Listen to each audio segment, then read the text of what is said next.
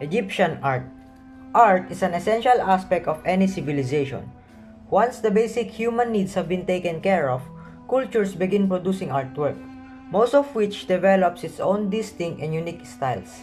Egyptian art began in the pre-dynastic period in Egypt, which was between the years 6000 to 3150 BCE. These early cave drawings, albeit crude and primitive, still contained an important value of Egyptian cultural consciousness: balance. The Egyptian civilization was founded on the notion of Ma'at, or harmony. Ma'at was the goddess of truth, justice, balance, and above all, order. She was represented in art as a lady who was either seated or standing with an ostrich feather on her head, and in some cases, wings. She represented an important idea in the universe's preservation. The ancient Egyptians thought that the cosmos had a certain order to it, and that Ma'at was the one who held everything in check. Egyptian art served many purposes, but the most important is that they were functional. The goal of a statue, no matter how beautiful it was created, was to serve as a dwelling for a spirit or deity. An amulet would have been created with aesthetic beauty in mind, but protection was the motivating motive for its construction. Tomb paintings, temple, tableaus, house, and palace gardens were all designed to have a specific purpose, which in many cases was to remind people of the everlasting essence of life and the need of personal and community stability. Egypt experienced many periods across its time, but will focus on the three main periods: the Old Kingdom, Middle Kingdom, and the New Kingdom. The Old Kingdom, also known as the Age of the Pyramids, was characterized by revolutionary architectural advancements. The Old Kingdom, which stretches from the years 2686 BC to 2182 BC, was a time of political stability and economic prosperity in Egypt, during which magnificent monuments and tombs in the shapes of pyramids were erected for Egyptian kings, wherein the inside walls were adorned with images from daily life as well as funeral rites. The greatest architectural achievement of the period were the pyramids of Giza, which featured three pyramid constructions and the Great Sphinx monument. Sculptures from the Old Kingdom had a more naturalistic style than its predecessors. They were made of wood, copper, and stone, and depicted plants, animals, and landscapes. The concept of the Ka statue was well established by the 4th dynasty. These sculptures, which were usually constructed of wood or stone, were put in graves as a resting place for the person's Ka or soul after death. Strict standards that varied rarely throughout Egyptian history were supposed to represent the figure's Ka's eternal and non-aging nature. In the Middle Kingdom, the philosophy and cultural foundations laid forth at the dawn of Egyptian civilization and formalized during the Old Kingdom were all reinvented during this age. Many Middle Kingdom monuments are in poor condition, which contributes to the period's contemporary obscurity. Many Middle Kingdom pyramids had mud brick cores that deteriorated after their limestone casings were stripped away by ancient stone thieves. It's sad that monuments from the Middle Kingdom have received so little attention, because this was a time when exquisite artworks were created with great skill and compassion.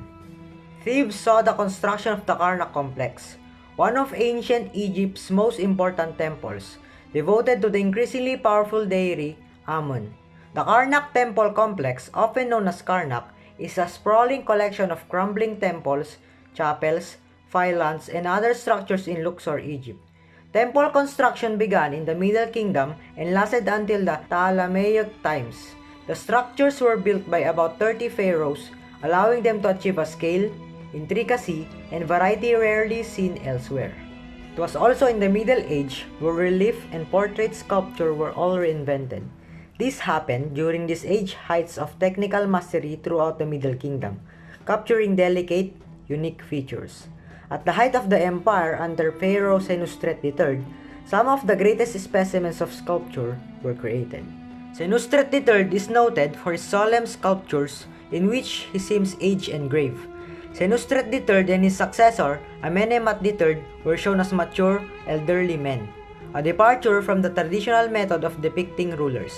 This is sometimes regarded as an allegory for the weight of authority and monarchy. The shift in representation should be regarded as ideological rather than as a depiction of an aged ruler. During this age, coffin texts also started getting popular.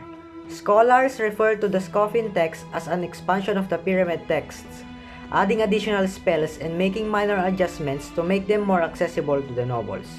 Coffin texts can take the form of paintings or inscriptions on the interior of the coffin. The spells were frequently shortened due to the restricted writing surfaces of some of these artifacts, resulting in lengthy and short variants. The Egyptian Empire, also known as the New Kingdom of Egypt, was an era in an ancient Egyptian history that lasted from 1550 to 1070 BCE. The classic Egyptian style of sculpture was perpetuated throughout, with magnificent work made by pharaohs over the years. Hatshepsut's statue making was so prolific that a statue of hers may now be found practically every major museum across the world. Some statues depict her in traditional feminine garb, while others display her in royal ceremonial garb. The physical component of the pharaoh's gender was rarely emphasized in art, and individuals were idealized with few exceptions. Hatshepsut's Osirian statues, which may be found at her tomb, continued the Egyptian custom of portraying the deceased pharaoh as the deity Osiris. Another sculpture during the New Kingdom is of Akhenaten, and is depicted in an intimate setting with his primary wife, Nefertiti, and their children in a relief. His children have been downsized to make them appear smaller than their parents, which is a common aesthetic characteristic in Egyptian art. Faces on reliefs were still only represented in profile, as they had been in prior works. The hands and feet of the figurines were drawn in a remarkable detail with long and slender fingers and toes.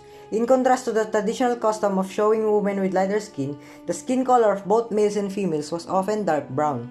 In addition to the standard court scenarios, intimate encounters were frequently depicted. The New Kingdom also saw the emergence of enormous Egyptian temples, which were the most spectacular type of ancient Egyptian architecture.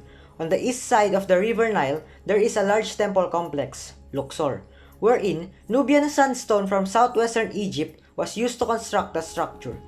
It showcased symbolism and illusionism as they were in other Egyptian constructions. Another architecture during the New Kingdom was Hatshepsut's funerary temple, the Temple of Hatshepsut.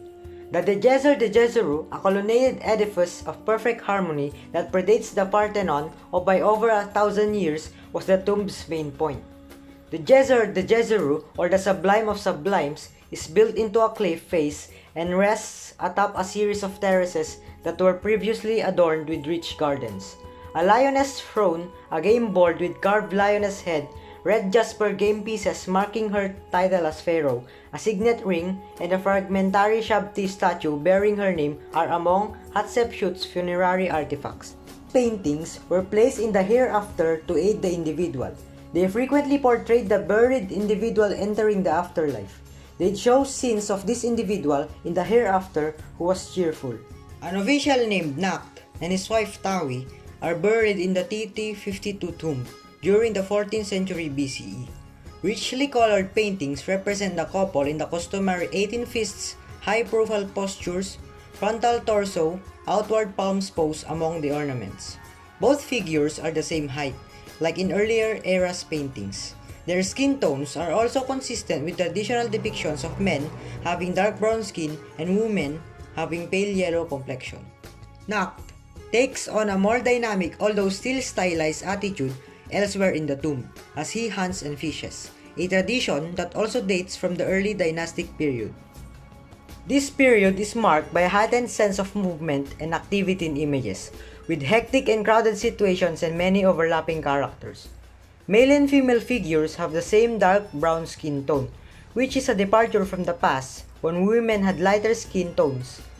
The human body is depicted more realistically than idealistically. However, depictions converge on caricature. Egyptian art is rich and filled with culture, much like other civilizations that came before or after them. The Egyptians were able to achieve such advanced techniques and architecture that scientists today are still stumped as to exactly how they were achieved. Were the pyramids really built with the aid of aliens? Well, That's something only the ancient Egyptians will know.